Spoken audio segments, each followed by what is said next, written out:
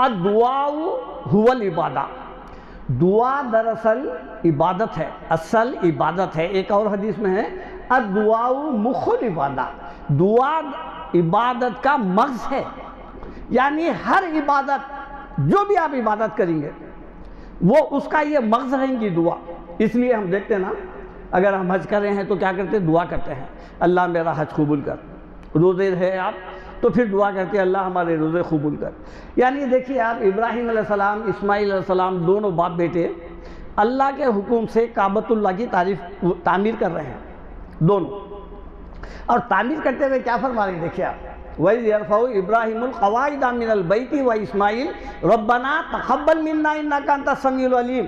باپ بیٹے جب دونوں کعبے کی بنیادیں اٹھا رہے تھے، اٹھاتے وقت میں یہ دعا کرتے جا رہے تھے کہ اے ہمارے رب، اس محنت کو حالانکہ اللہ کے حکم سے اٹھا رہے ہیں، پھر دعا بھی کر رہے ہیں کہ اس محنت کو قبول کر۔ تو دعا جو ہے ہر عبادت کا مغز اسی صورت میں قرار پا رہا ہے کہ آپ جتنی بھی نمازیں پڑھ رہے ہیں، تلاوت کر رہے ہیں، جو بھی کر رہے ہیں، آپ اللہ سے جو ہے تعلق آن لائن نہیں ہے، اینی ٹائم، جو جیسا بولتے ہیں نا اے ٹی ایم، یہ ہے اے ٹی ایم۔ اس کے لیے آپ کو وضو کی ضرورت نہیں، غسل کی ضرورت نہیں، طہارت کی ضرورت نہیں، مقام کی ضرورت نہیں۔ آپ جس مقام سے چاہے، جس ملک سے چاہے، جس خطے سے چاہے، نہ کوئی جو ہے صبح شام، نہ مہینہ، نہ ہفتہ، نہ کوئی علاقہ، نہیں۔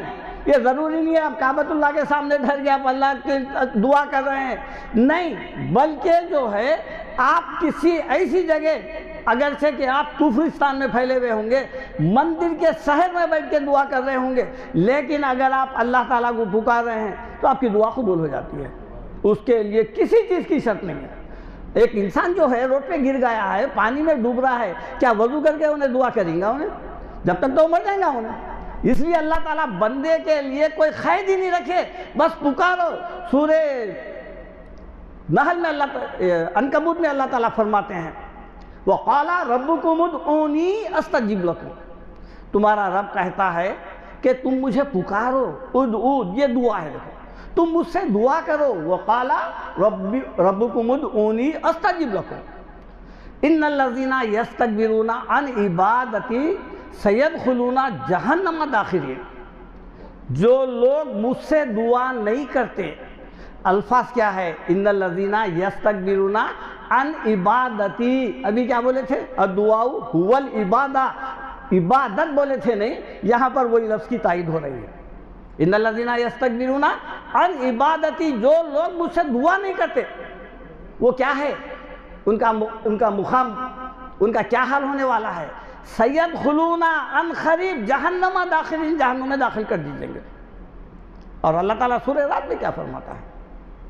لہو دعوت الحق، اسی کو پکارنا حق ہے، کسی اور کو نہیں، اللہ ہی کو پکارا جائے، اسی کو، یعنی حاجت روا، مشکل کشا، نافع، زار، ہر چیز کا جو ہے نا اللہ تعالیٰ کو یہ سمجھ کے پکارنا ہے۔ کیا ہے؟ لہو دعوت الحق والذین یدعون من دونہ لا یستجیبون لہم بشیء الا کباسط کفیہ الی الماء لیبلغ فاہ وما هو ببالغہ وما دعاء الکافرین الا فی ضلال۔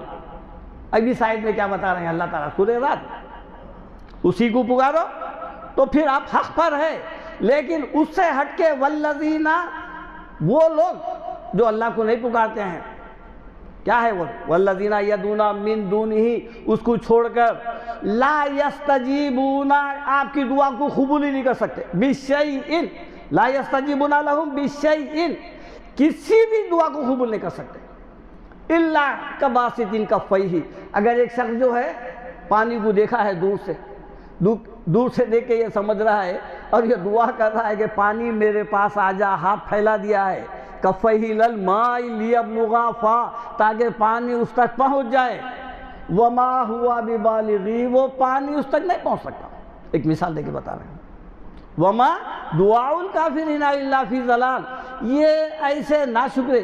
دیکھیے آپ، دعاء الکافرین، قرآن میں جو لفظ کافر کا لفظ آتا ہے تو اس کا ہم وزن جو معنی ہوتا ہے ضد کا، اس کو اگر وہ معنی تلاش کرے تو اس کے صحیح معنی نکلتے ہیں۔